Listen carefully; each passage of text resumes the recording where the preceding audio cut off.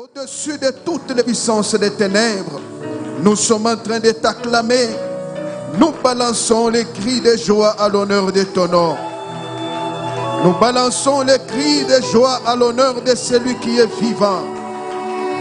Jésus est ressuscité. Il est dans la gloire. Il domine. Il règne. Il règne. Il est l'alpha et l'oméga. Alléluia. Sois béni. Nous avons besoin de toi, Seigneur. Parle-nous, communique-nous ta pensée. Que ta parole nous oriente. Que ta parole nous montre le chemin. Que ta parole restaure tout ce qui est terni en nous. Manifeste à toi. Dans le nom de Jésus, nous avons prié. Et nous disons Amen. Nous acclamons le roi. Nous acclamons le Créateur. Nous acclamons les dieux tout-puissants. Est-ce qu'il y a quelqu'un qui peut acclamer autrement Jésus-Christ de Nazareth? Alléluia. Amen. Que le Seigneur vous bénisse abondamment. Nous sommes très contents d'être là dans la présence de l'Éternel. Et nous sommes en train de nous acquitter d'un grand devoir et dire merci à l'Éternel pour le souffle de vie et pour l'occasion qu'il nous offre afin que nous puissions parler de sa part. Ainsi nous disons également merci à Papa Pascal. Merci également à tous les hommes de Dieu. Merci à l'apôtre Jackie que je vois. Merci à tous les chantres. Que Dieu vous bénisse abondamment. Amen, amen. Amen. Voilà, nous sommes là pour parler de la part de Dieu. Je vous prie de vous tenir debout. Nous allons lire une portion d'écriture. Et après, nous allons parler. Voilà, nous lisons Psaume chapitre 4. Commençons par là. Psaume chapitre 4, versets 7 à 9.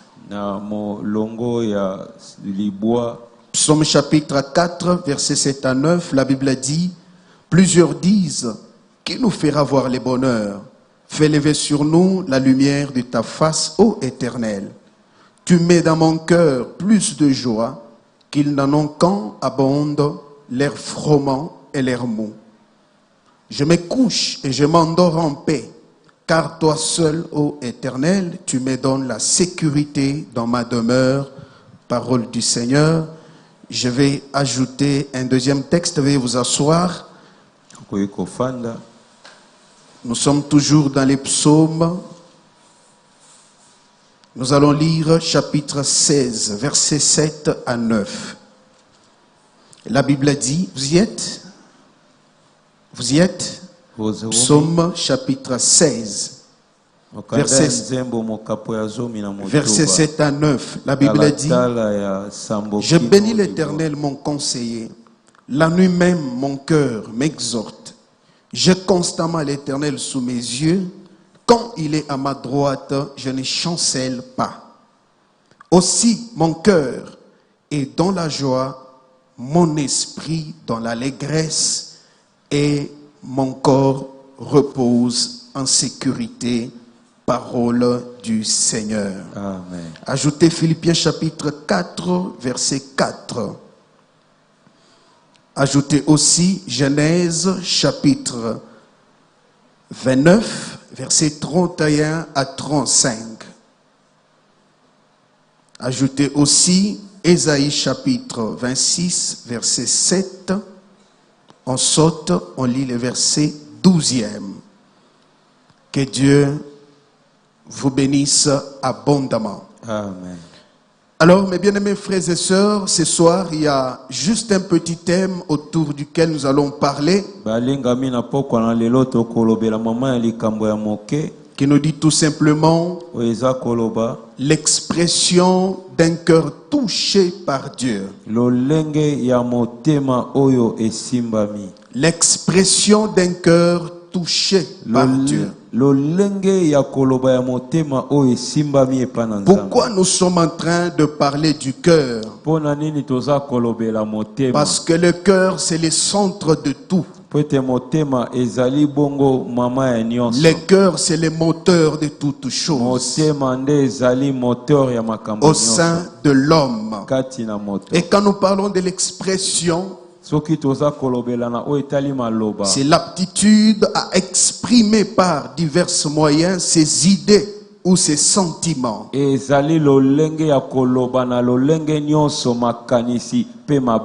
Ainsi, Dieu ne voit pas seulement ce que nous faisons pour lui, mais il voit aussi de quelle manière nous les faisons.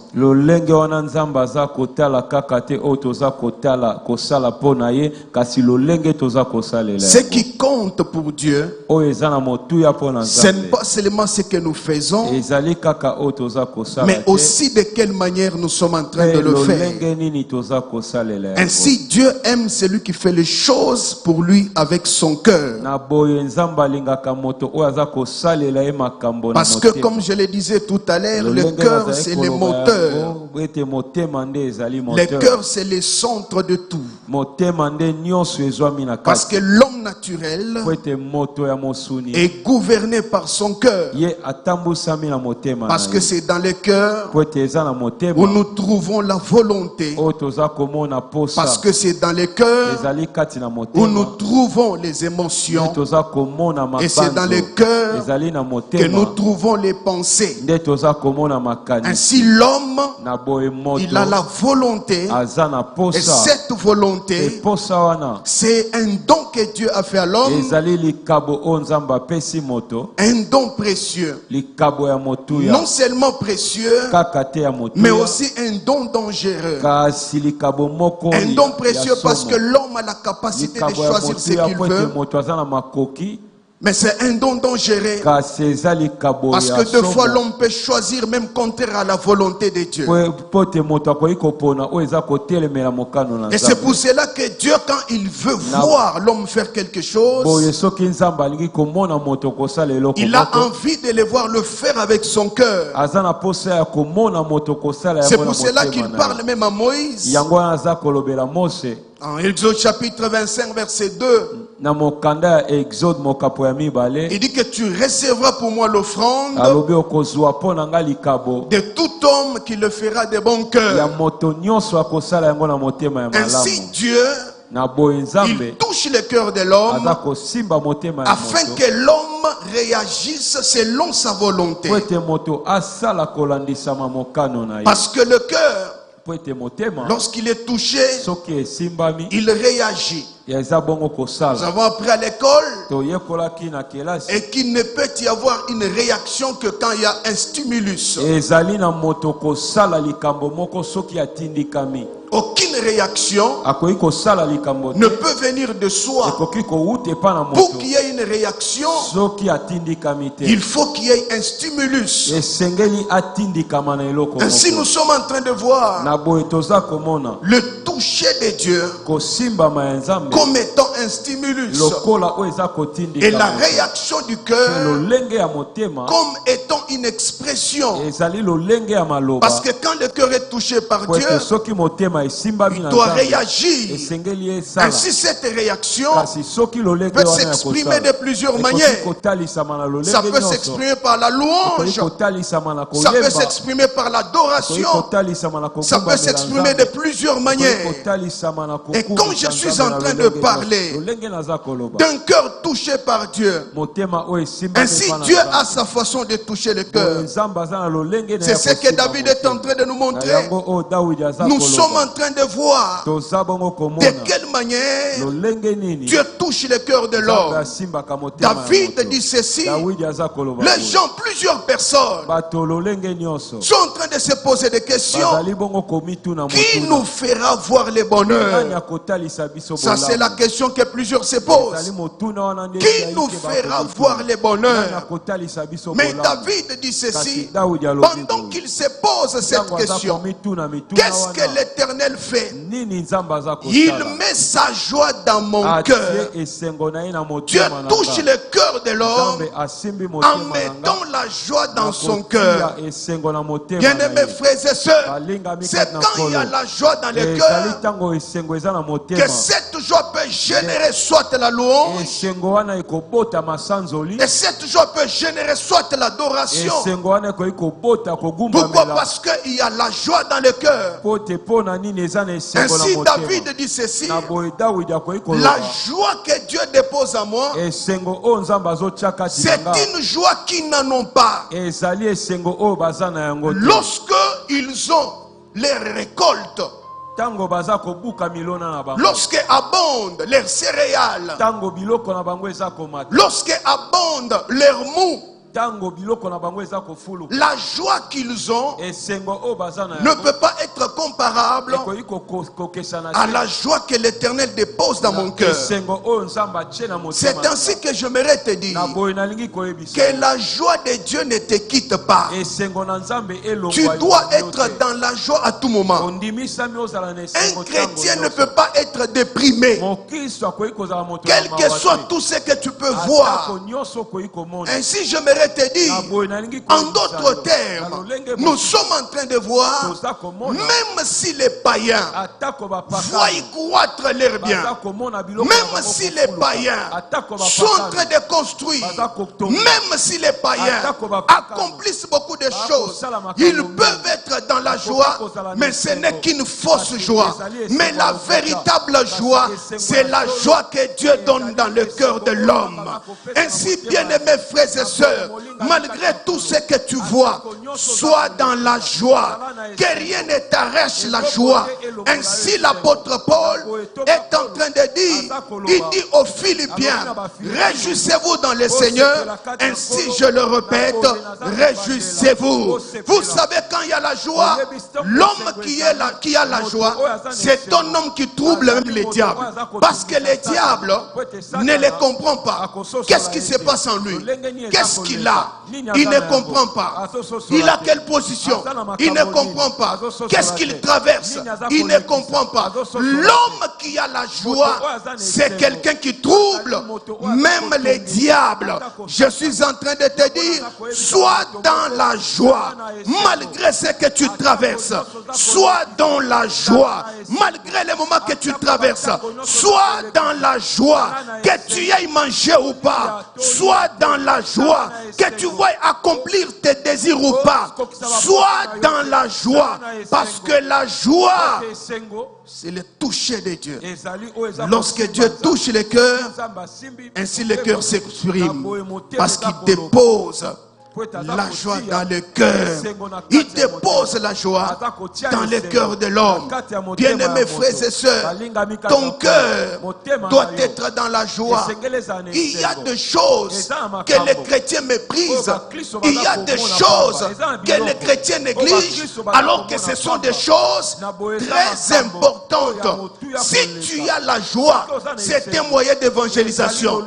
Si tu as la joie, c'est un moyen de montrer au monde, nous avons celui qui est plus que ce que vous avez.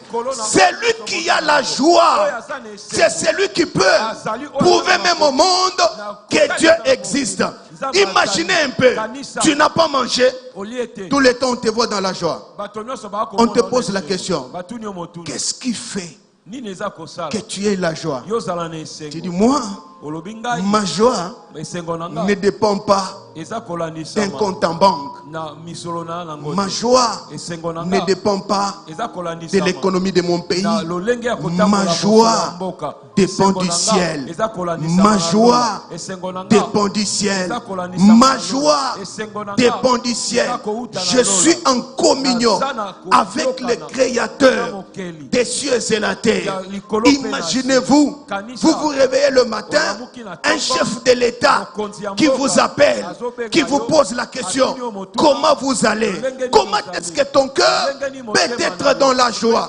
Mais ici, il y a celui qui est plus qu'un chef de l'État. Tu te réveilles le matin, il est avec toi. Tu marches, il est avec toi. Tu te promènes, il est avec toi. Tout ce que tu fais, il est avec toi. Le Créateur de toutes choses. Tu dois avoir la joie. Que rien ne t'arrache la joie. Qu'est-ce qui peut t'arracher la joie? Parce que tu ne te connais pas qui tu es. J'aime beaucoup ce que David dit. Lorsque j'ai lu Psaume chapitre 8, il dit ceci: qui est l'homme pour que tu te souviennes à lui, qu'il est fils de l'homme, pour que tu prennes garde à lui. Tu l'as fait de peu inférieur à Dieu, de peu inférieur à Dieu. Tu l'as couronné de gloire et de magnificence. C'est ce que tu es, peu inférieur à Dieu, couronné de gloire, couronné de magnificence. Quelle autre créature a cette dimension? Il n'y a que l'homme. Il n'y a que l'homme. Et David dit encore dans Psaume 139, verset 14, il dit ceci: je te loue de ce que tu m'as fait, une créature merveilleuse, une créature merveilleuse. Si tu connais ce que tu es, rien ne peut t'arracher la joie. Tu te réveilles le matin, tu as la joie. Tout ce que tu vois autour de toi ne peut pas t'arracher la joie. Pourquoi? Parce que ton cœur est touché par Dieu. Celui qui a le cœur touché par Dieu, c'est celui qui a la joie. Il se réveille avec la joie, il dort avec la joie, il marche avec la joie, il fait les choses avec la joie. Oh, ça c'est quel genre de chrétien? Tout le temps déprimé. Qu'est-ce qu'il y a? Comment ça va mon frère? Au rythme du pays. Quel rythme du pays? Moi je ne marche pas. Ma vie ne dépend pas de l'économie de mon pays. Ma vie dépend du ciel. Parce que je suis en communion avec le ciel. Imaginez, je suis le temple du Saint-Esprit. En moi, il y a Dieu le Père, le Fils, le Saint-Esprit habite en moi. Et si je dois être dans la joie, pourquoi? Parce que lui, là où il est dans la gloire. Ayez la joie. Ayez la joie. Dans vos maisons, ayez la joie. Dans ce que vous faites, ayez la joie. Le cœur touché par Dieu, Dieu place la joie. Et quand il y a la joie, il y a l'expression. La joie s'exprime. Il y a une façon que le cœur s'exprime par plusieurs manières. Par la louange, par l'adoration. Ainsi la vie d'un chrétien, c'est une vie de louange, une vie d'adoration. Il y a des moments où vous devez oublier tout ce que vous avez comme problème. Regardez Dieu, ce qu'il a fait pour vous. Regardez Dieu, ce qu'il représente pour vous. Avoir Dieu, c'est plus qu'avoir l'argent. Avoir Dieu, c'est plus qu'avoir une parcelle. Avoir Dieu, c'est plus qu'avoir toutes choses. Ainsi tu dois être dans la joie, parce que le Créateur est avec toi. Ainsi David dit ceci: je m'endors dans la paix. Lorsque le Créateur remplit mon cœur de joie, je dors dans la paix. Il y a la paix avec moi. Fini l'année avec la paix. Fini l'année avec la joie. Fini l'année avec le bonheur. Ils sont en train de chercher le bonheur. Ah, nous avons le bonheur en nous. C'est que le monde recherche. Ça ne se trouve nulle part ailleurs. Ça se trouve en Jésus. Mais si nous avons Jésus, nous avons ce que le monde cherche.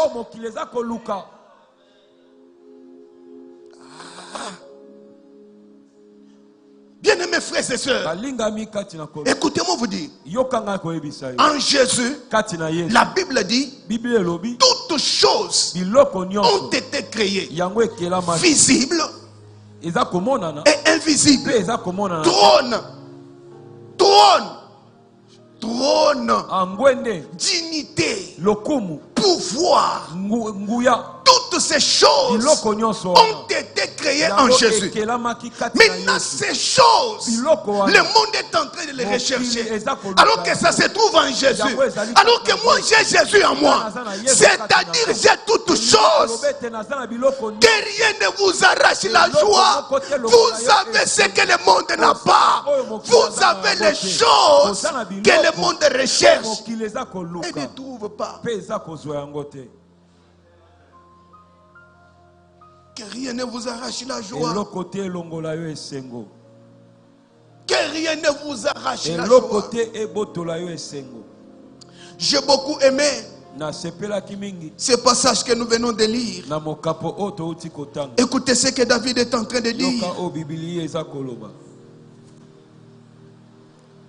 Il dit, je bénis l'Éternel, mon conseiller. La nuit même, mon cœur m'exhorte. La nuit, mon cœur m'exhorte. Pendant que les autres sont en train de penser, qu'est-ce que nous pouvons faire? Le pays va mal. Qu'est-ce que nous pouvons faire? Mes enfants, mes études, mon travail, ceci, cela. Il dit pendant ces moments-là, mon cœur m'exhorte. Qu'est-ce que mon cœur me dit? L'Éternel, je l'ai constamment sous mes yeux. Mon cœur me dit que j'ai l'Éternel constamment sous mes yeux. Je suis en train de te dire, Dieu n'est pas loin de toi. Malgré ce que tu vois, Dieu n'est pas loin de toi. Parce que lui-même a dit, je ne te laisserai jamais. Je ne t'abandonnerai jamais. Je suis avec toi jusqu'à la fin du monde.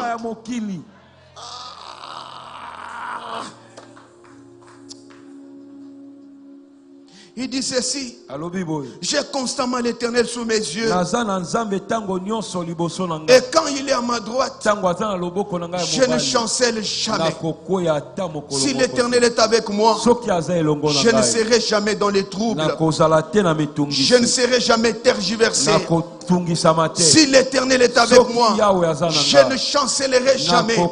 Écoutez-moi vous dire que rien ne vous trouble, que rien ne vous chancelle, parce que l'Éternel, le Créateur des choses visibles et invisibles, il est avec vous. Il dit aussi mon cœur est dans la joie. La joie. Et mon esprit est dans l'allégresse. Ainsi mon corps repose en paix. Ah, qu'est-ce que c'est merveilleux d'appartenir à Dieu. Il faut avoir la joie. Lorsque le cœur est touché par Dieu, je n'ai jamais vu un cœur touché par Dieu qui reste dans la dépression. Un cœur déprimé n'est pas touché par Dieu. Le cœur touché par Dieu est toujours dans la joie. Le cœur touché par Dieu est toujours dans l'allégresse. Écoutez-moi vous dire, il y a même des faux prophètes qui sont en train de chercher, qui prophétisaient. Quand on te voit déprimé, et directement on voit, oh tu as un problème, on s'approche de toi, je te vois dans la tristesse, il y a ceci, il y a cela, ton oncle est derrière ta situation, ta tante est derrière ta situation, mais celui qui est dans la joie, la fausse prophétie ne viendra pas, parce que malgré tout ce qu'il voit, il est toujours content. Quelqu'un qui est dans la joie, c'est quelqu'un qui trouble les diables. Il se pose des questions. Qu'est-ce qui se passe dans la vie de cet homme? Il est sauvé. Je suis sauvé. Je suis le petit frère de celui qui a toutes choses. Jésus qui a vaincu même la mort. Il est mon grand frère. Alors pourquoi est-ce que je peux être déprimé? Je me réveille le matin, je célèbre Dieu. Je marche, je célèbre Dieu. À tout moment, je célèbre Dieu. Je suis dans mon bureau, je célèbre Dieu. Il est merveilleux. Il est tout pour moi. Apprenez à célébrer Dieu. Même quand tout va mal.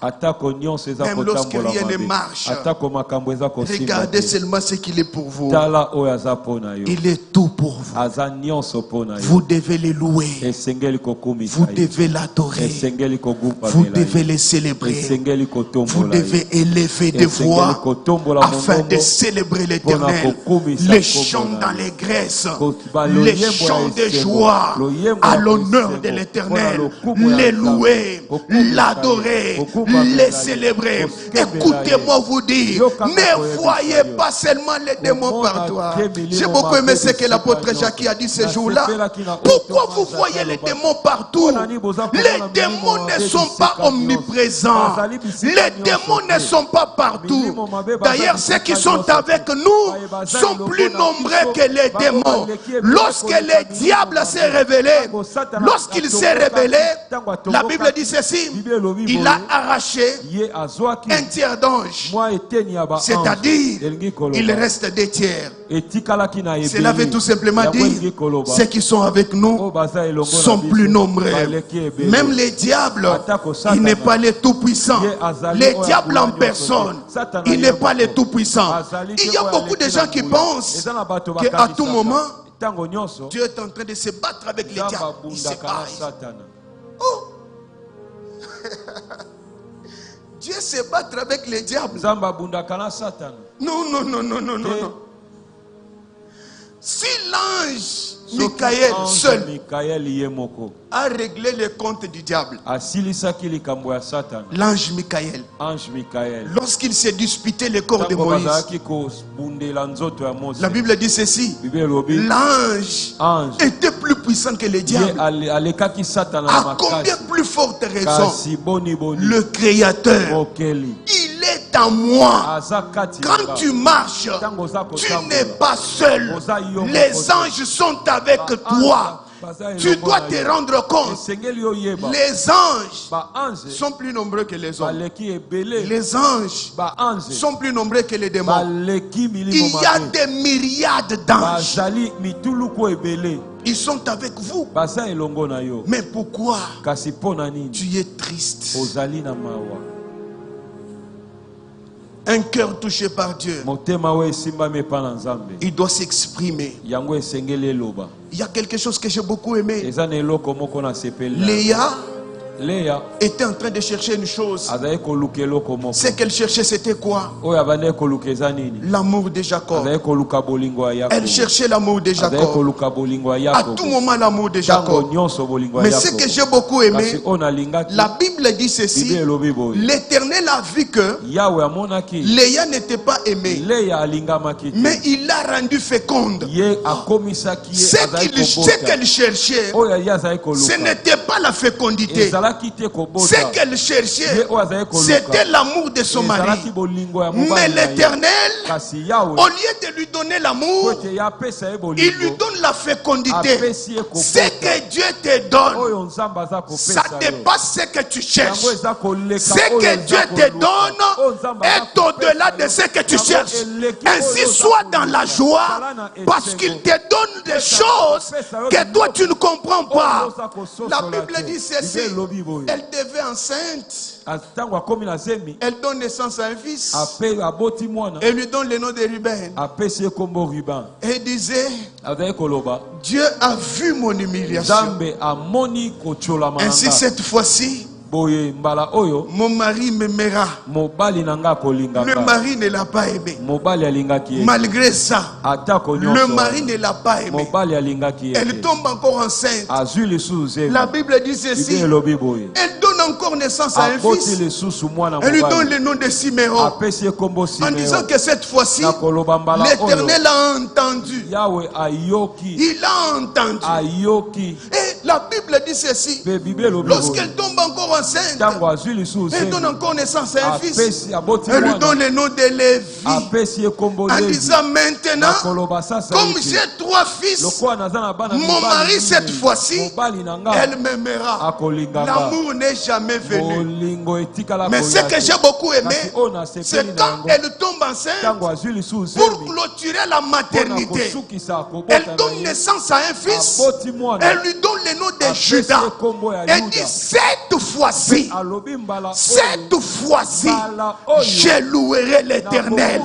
Cette fois-ci, je louerai l'Éternel. Détourne-toi de Ruben. Détourne-toi de Ruben. Détourne-toi de Ruben. Détourne-toi de Siméon. Détourne-toi de Lévi. Accroche-toi à Judas. Ne finis pas l'année avec Ruben. Ne finis pas l'année avec Siméon. Ne finis pas l'année avec Lévi.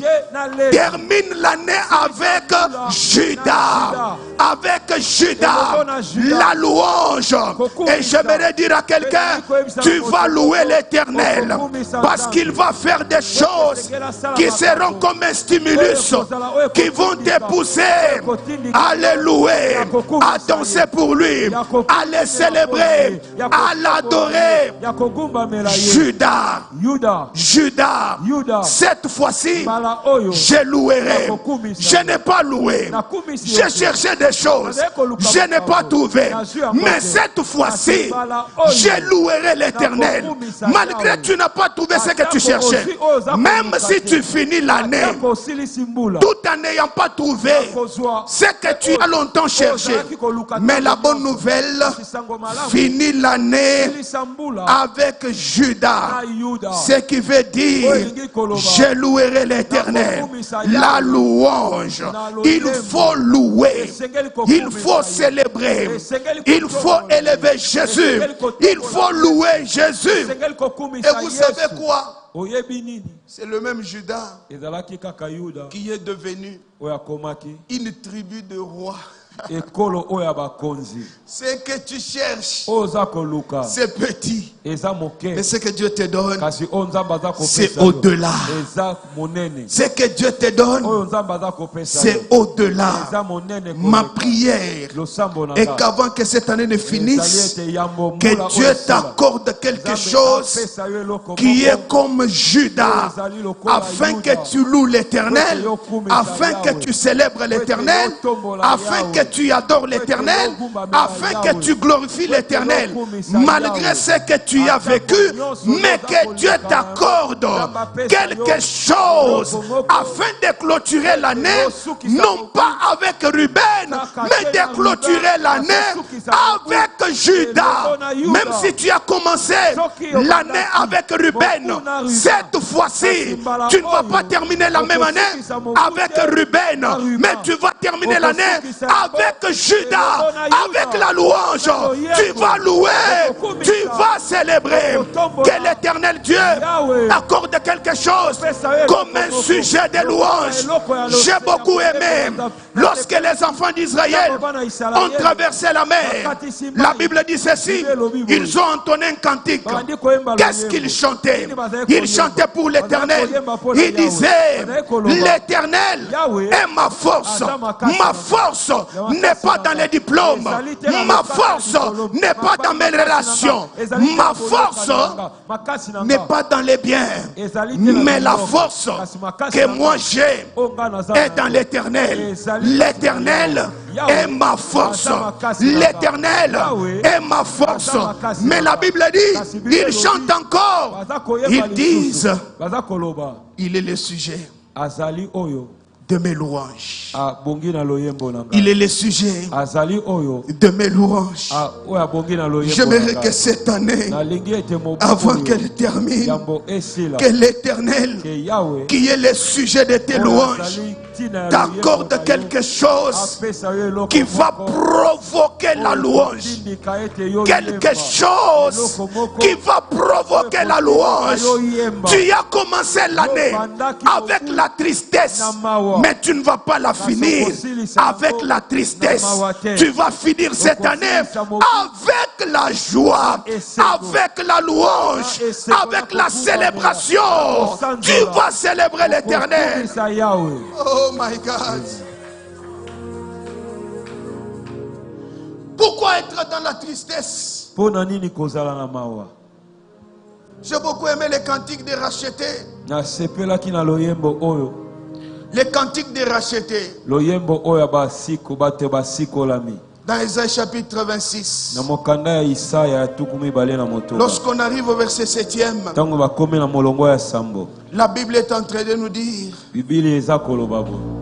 le juste aplani les sentiers du juste. Le véritable juste, qui est Jésus-Christ, il a plani les sentiers de nous qui sommes justifiés.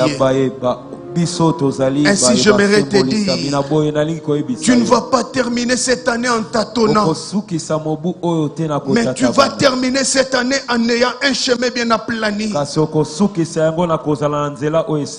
Car la Bible dit ceci, heureux ceux qui habitent ta maison, car ils peuvent te célébrer encore. Ils trouvent dans leur cœur les chemins tout tracés. J'aimerais dire à quelqu'un, tu ne vas pas tâtonner parce que l'Éternel a plani ton chemin. Même quand tu vas entrer en 2023, tu vas entrer avec précision parce que le juste a plani ton chemin. Il l'a plani comment? Verset 12. La Bible dit ceci, l'Éternel nous donne la paix. Il nous donne la paix.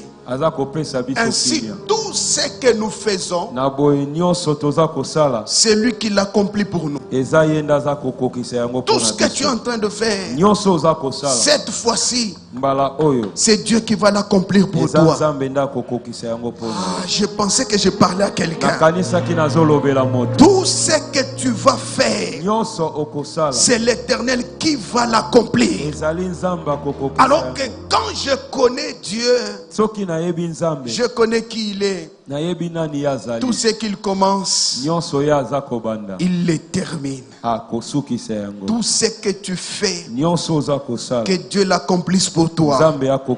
Tu as commencé les commerces, que Dieu l'accomplisse pour toi. Tu as commencé les études, que Dieu les accomplisse pour toi. Tu as commencé le mariage, que Dieu l'accomplisse pour toi. Tout ce que tu fais, que Dieu l'accomplisse pour toi. moi. Ainsi, bien-aimés frères et sœurs, un cœur touché par Dieu, c'est un cœur qui sort l'adoration. C'est un cœur qui libère la louange. Un cœur touché par Dieu, c'est un cœur qui est dans la joie. Un cœur touché par Dieu, c'est un cœur qui ne tient pas compte des temps et des circonstances. Mais c'est un cœur qui tient compte de la provision céleste. Ainsi, j'aimerais te dire, sois aveuglé des réalités. Mais ouvre tes yeux, vois la provision divine. Parce qu'au ciel, l'Éternel a une provision pour ta destinée. Sois dans la joie. Tu as une grande destinée. Tout ce que tu fais, l'Éternel l'a déjà planifié pour toi. Que tu sois chétif, que tu sois élancé, que tu sois noir, que tu sois blanc, que tu sois métis, que tu sois comment, Dieu te connaît. Même si tu es un homme, même si tu es une femme, Dieu te connaît. Il a un plan pour ta vie. Ainsi, sois dans la joie. Sois dans la joie. Loue l'Éternel à tout moment. Loue l'Éternel à chaque instant. Parce que l'Éternel t'introduit dans les repos. J'ai beaucoup aimé en Lévitique lorsque nous parle des années sabbatiques. La Bible dit ceci. Dans les années sabbatiques, avant d'arriver au moment des jubilés, il peut se faire qu'un homme soit vendu comme un esclave. Il peut se faire qu'un homme vende ses terres. Il peut se faire qu'un homme vende ses biens. Mais la Bible dit ceci. L'Éternel donne une loi. Il dit ceci. Vous allez considérer les années sabbatiques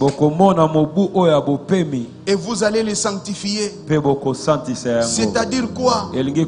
Vous allez prendre cette année multiplié par 7, ce qui fera 49. Ce qui fera 49. Et pendant les 49 années, lorsque vous allez arriver au 7e mois et le 10e jour, vous allez sonner la trompette. Bien aimés frères et sœurs, la Bible dit ceci: heureux le peuple qui sait comment distinguer les sons de la trompette. Et la Bible dit quand vous allez sonner la trompette, le peuple doit se sanctifier pour les jubilés. J'aimerais dire à quelqu'un, les jubilés est devant toi. Les jubilés est devant toi. Malgré ce que tu vois, les jubilés est devant toi. Je ne sais pas si je parle à quelqu'un. Les jubilés est devant toi. Mais qu'est-ce qui s'est passé pendant l'année des jubilés? La Bible dit ceci: lorsque nous allons arriver au moment des jubilés, on va sonner une trompette. Et quand la trompette est sonnée, quelqu'un qui était esclave, lorsqu'il entend le son de la trompette, même s'il était comment, même s'il portait une charge, supposons que tu étais esclave de Papa Robert, tu portes un sac de ciment en train d'aller à son chantier qui est, je ne sais pas, sur Victoire. Tu es là avec un sac de ciment en train d'aller. Mais lorsque tu entends le son de la trompette, pour les jubilés, directement, tu te rends compte que mon esclavage boumbu na ngai est fini aujourd'hui. esili lelo. Tu jettes les sacs de ciment. Obwaki saki wana Je suis libre. nakomi mosomi. Je suis libre. Naza mosomi. Et j'aimerais te dire, Pe nalingi koyebisa le yo véritable jubilé bosomi ya solo a été célébré à la croix. yango etalisamaki na ekulusu. Lorsque Jésus-Christ a dit, Tango Yesu alobaki tout est accompli. nyonso ekokisami. Tout est accompli Nyonso ekokisami. pour que tu sois libre. Tout est accompli pour ta libération. Tout est accompli pour ta bénédiction. Tout est accompli pour ton élévation. Tout est accompli. Tout est accompli. J'aimerais dire à quelqu'un, le jubilé n'est pas loin de toi. Cette année avant qu'elle finisse, tu vas jubiler. J'ai dit tu vas jubiler. J'ai dit tu vas jubiler. Même si tu étais méprisé, tu vas jubiler. La Bible dit ceci. Même si tu avais vendu tes terres, cette fois-ci, lorsque la jubilé arrive, tu vas les récupérer. J'aimerais dire à quelqu'un, tout ce que tu avais perdu, tu vas les récupérer cette fois-ci. Tout ce que tu avais perdu, je ne sais pas ce que tu avais perdu, mais la bonne nouvelle est que quand il y a les jubilés, il y a la récupération. Mais ce que tu dois faire, célébrer l'Éternel. Tu dois jubiler les joies, jubiler d'allégresse, jubiler avec des louanges, célébrer l'Éternel, le Créateur de toutes choses. Célébrer l'Éternel, lui qui a tout créé. Célébrer l'Éternel qui vous a béni. Lorsque Jacob est en train de parler avec l'Éternel, il lui dit ceci: je me souviens, maintenant que tu me demandes de regagner la terre de mes pères, mais je me demande, quand j'ai traversé cet endroit, je n'avais qu'un bâton à ma main, rien qu'un bâton. Et maintenant que je retourne, je forme des camps. J'aimerais dire à quelqu'un, tu as commencé cette année, tu n'avais qu'un bâton à la main, mais quand tu termines, c'est avec des camps. Tu vas former des camps avec ce que l'Éternel accompli pour toi. Célèbre l'Éternel, célèbre-le de tout ton cœur. Ne tiens pas compte de ce que tu es en train de voir. Je ne sais pas ce que tu traverses pendant ces moments. Peut-être c'est dur pour toi. Tu te poses des questions. Par où je vais commencer? Qu'est-ce que je peux faire? Quelle est l'étape suivante? Je ne sais pas ce qui se passe en toi. Mais la bonne nouvelle, célèbre l'Éternel. Un cœur touché par Dieu ne peut pas être comme ça. Engamawe, yo mawa. Mokelia lola pe mabele katina yo, yo mawa. Mais moi je ne comprends pas quel genre de chrétien tu es. Quel genre de chrétien tu es? Sois heureux. Sois dans la joie. Que rien ne t'arrache la joie. Méprisé par les hommes, mais on te voit toujours joyeux. Minimisé, on te voit toujours joyeux. Oh. Rien ne peut arracher ma joie. Parce que la joie de l'Éternel est ma force. La joie de l'Éternel est ma force. Lorsque je suis dans la joie, je suis fort. Je me vois encore fort d'affronter mon avenir et d'aller encore de l'avant. Si tu as la joie, rien ne peut t'arrêter. Est-ce que vous m'entendez? Si vous avez la joie, rien ne pourra vous arrêter. te koki Quelqu'un qui a la joie, il surmonte même l'impossible. Quelqu'un qui a la joie, il a la capacité d'affronter les choses. Mais quelqu'un qui n'a pas la joie, c'est quand il voit seulement des choses, c'est difficile pour moi. Et qu'est-ce que je peux faire? Un cœur touché par Dieu, c'est un cœur qui est dans la joie. Ainsi, quand il y a la joie, la louange est libérée, l'adoration est libérée. Tu dois louer l'Éternel, tu dois célébrer l'Éternel, tu dois adorer l'Éternel. Regarde sa magnificence, regarde ce qu'il est pour toi, regarde ce qu'il représente pour toi. Tu dois le louer, tu dois l'adorer, tu dois le célébrer, tu dois regarder sa magnificence et libérer un cantique de joie, un cantique de gloire, un cantique d'élévation, un cantique d'adoration. Adorez l'Éternel, louez-le, célébrez-le. Là où il est, nous devons le louer. J'aimerais qu'ensemble, que nous puissions élever son nom. J'aimerais qu'ensemble, quelqu'un qui a un cœur touché, qui libère l'adoration, qui libère la louange, qui libère les cris de joie. Quelqu'un qui est sauvé, c'est quelqu'un qui est dans la joie.